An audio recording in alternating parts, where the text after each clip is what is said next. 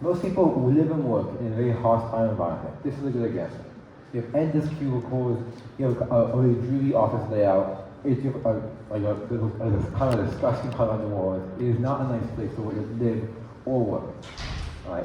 Now, public housing of the 20th century is known for its blocky nature and for being kind of blocky, disgusting, mere bricks, and it's also not a nice place to work or live, for that matter. But both of these ideas may seem like kind of there's nothing that connects them, but there's something that connects them. Both of these, the projects and our cubicles, are really badly designed environments. They were not designed with the people living or working in them in mind. Now, I'm Lucas. My internship, I work in an architecture firm. At this architecture firm, I spent a lot of time looking at how a building is made. From first concept drawings to final resident being used in. Now, this showed me exactly how buildings had been made and how now buildings are being made in a new way. This opened my eyes to how there's a new more holistic approach called common form design. Now, the architecture firm I worked at was Southworks Architecture. They specialize in the kind of affordable housing, so I did get a much better view into how common form design makes our buildings work better and makes them much better places to live.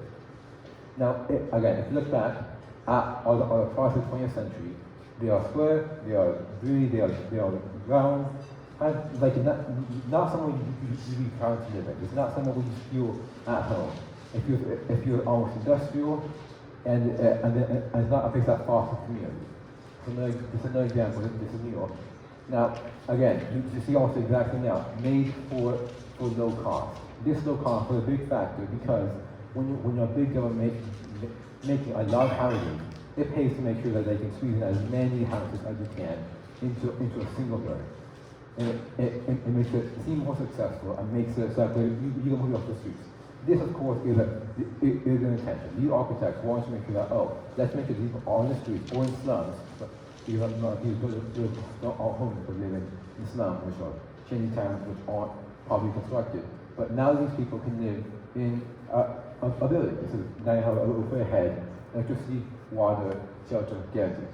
This, of course, was really nothing, but conditions quickly deteriorated just because there was no support services inside. Now, this is an example where you have smaller projects, but still, this is public housing that was made with no real idea of people who live there. People all trying to start communities, there's a kid on site, but it's hard. You had to give a much better opportunity to do that. If our houses were made like this, I think all of us wouldn't be anywhere as well mentally as we are today.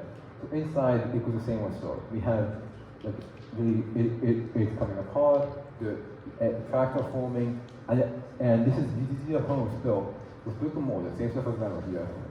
But back in the 50s. Actually, yeah, but if I'm an example, because that was built in 1957.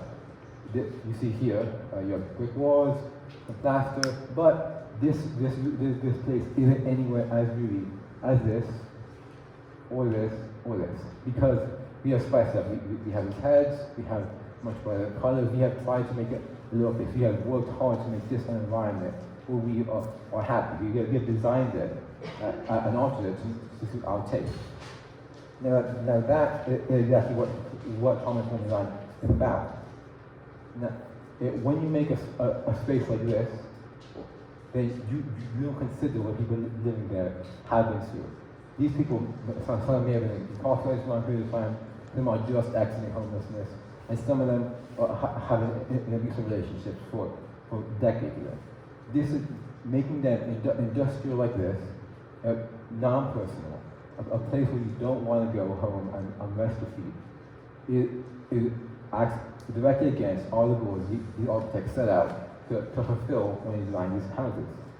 Now the reason that they were able to consider a community or were living inside them is because these people weren't listening.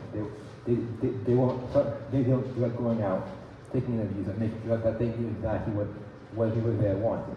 They were making, again, as I said earlier, for a low cost to make sure they can get them with shelter, something everybody wants. But again, you see, it is now a project somewhere no one wants to live. People move out as quickly as they can. And a lot of times it doesn't support those that really need it. So those are maybe all 30% of the area median income, which is what we used to measure what level of supportive housing is at. These people, when you services that these places can't provide. There's no office here, there's no place for security, there's no place for services such as book clubs, other people who are trying to quit, who are trying to cut back, who are just trying to start a new life.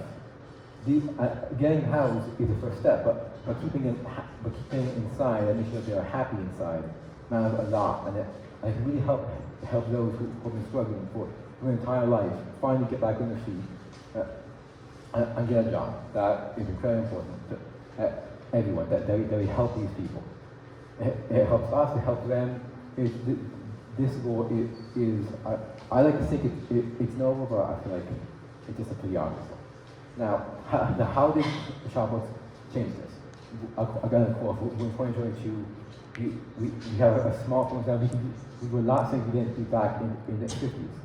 Now, Shopworks made sure that they listened to people who were living by it. They went on these thousands of interviews, and I made massive study of exactly what these people needed, of what it is that they needed in their houses, what they needed in support services, what they needed just in the way of structure.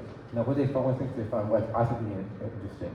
A lot of these small things that are considered matter not when a domain has been through trauma. Again, it is trauma-informed design. It is a design choice to help those that have experienced this trauma. One of the main things is making sure that the interior is not dirty.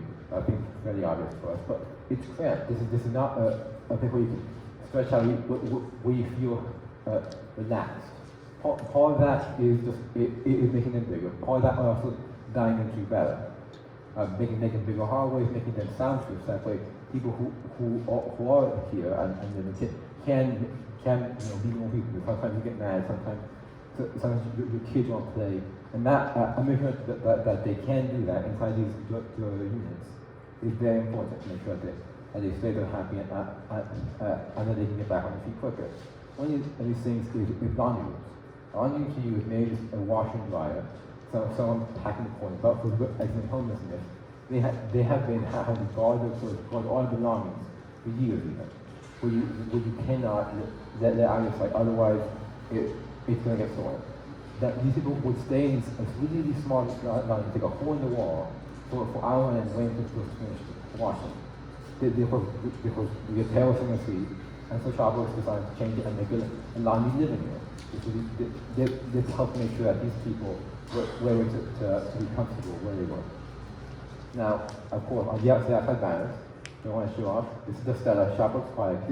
This looks to me, I think, like a normal home building. I would not expect this to be a building for those who are making 40% of what most people in the area make. But it is. This is for support services and 130 units. For people who need them. Now on the inside, everything that I've said has taken effect.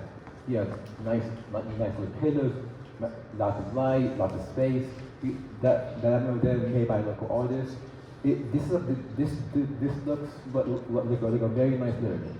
And again, this wasn't that expensive. This whole building costs less than 40 million. This is not something that is out of reach. It's about designing these spaces better.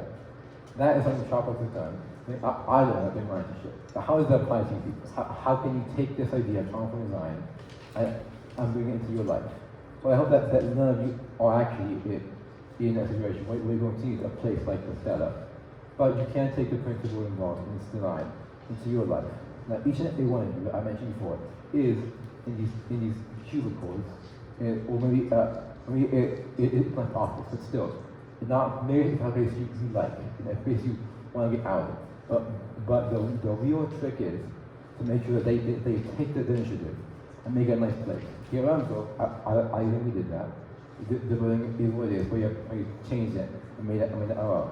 Now, the secret is you can do everything for your mind and make it a place where you want to live, improve your mental health in many ways that are hard to almost consider at that time. It's a smart thing to make differences in cases like this. Thank you.